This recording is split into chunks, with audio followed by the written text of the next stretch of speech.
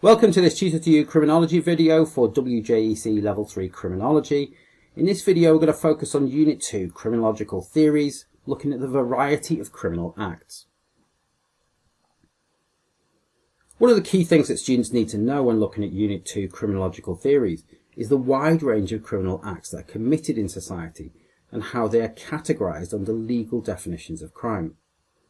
In this video, we're going to provide an overview of some of the different categories of crime and some of the more recent trends looking at the number of these offences in England and Wales. These have been broken down into crimes against the person, both fatal and non-fatal offences, and also property offences, public order offences, drug offences, sexual offences, and some selected other offences. Fatal offences against the person include both murder and manslaughter. In crime statistics, this is recorded as homicide, and in the year ending March 2022, 710 homicides were recorded in the UK, which is an increase of 25% on the previous year. Homicides are based upon deaths in suspicious circumstances where foul play is suspected, and this counts for both murder and manslaughter cases. Murder is premeditated killing of another individual, whereas manslaughter is without premeditation. The intent of the accused was not to kill the individual, but their action resulted in the death of the victim.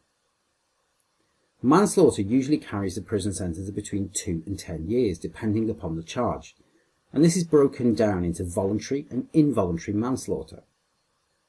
Voluntary manslaughter is where the individual intended to harm the victim, but there may have been mitigating circumstances such as intoxication or where the actions of the accused caused a further event that led to the victim's death. For example, a punch or a kick that caused the victim to fall and fatally injure themselves. Involuntary manslaughter, on the other hand, is where there was no intent to harm, such as reckless or drunk driving, resulting in the death of the victim.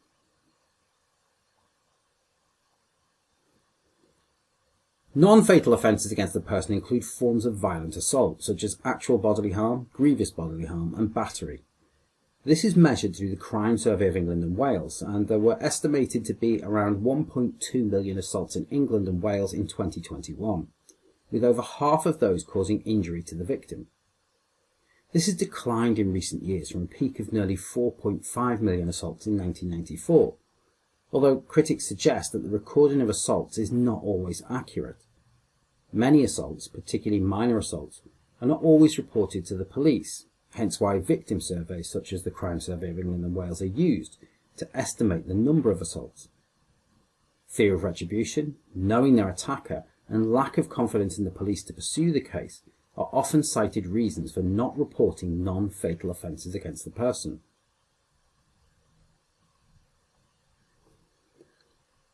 Property offences refer to offences against something that is owned by an individual, so this includes theft, robbery and burglary.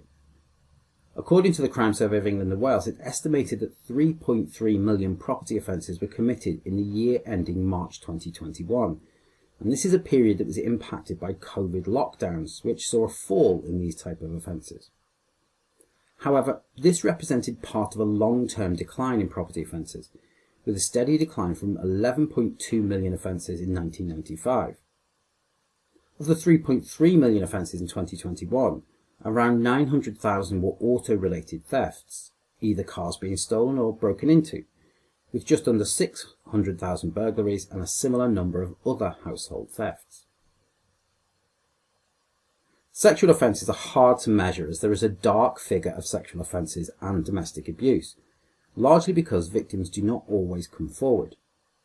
There are many reasons cited for this, including lack of confidence in the criminal justice system, fear of retribution from attackers, and feelings of shame. In the most recent Crime Survey of England and Wales, it's estimated that there were 49,000 sexual offences, of which over a third were rape.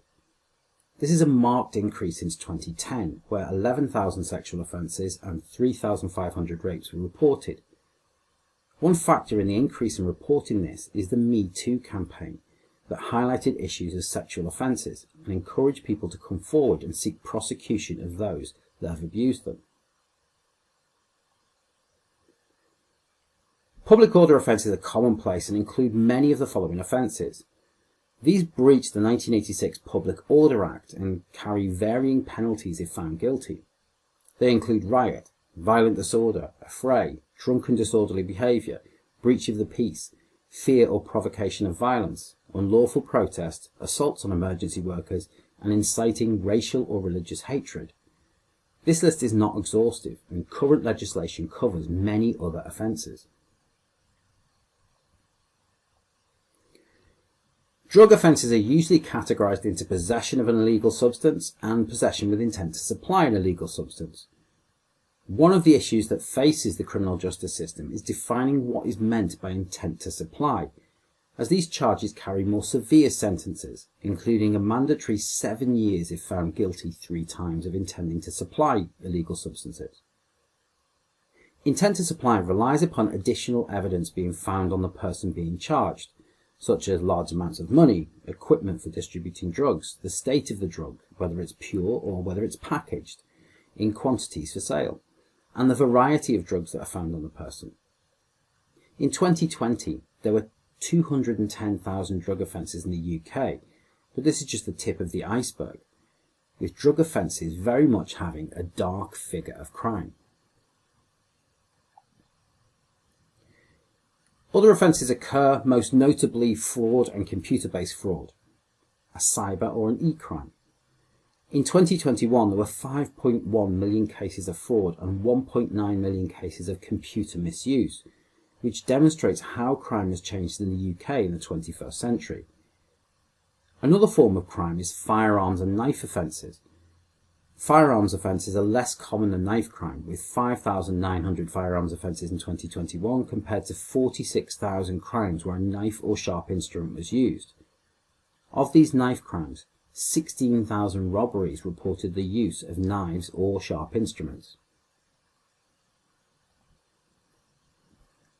That concludes this Tutor to You Criminology topic video looking at a variety of crimes for Unit 2 of the WJEC Criminology course. Thanks for watching.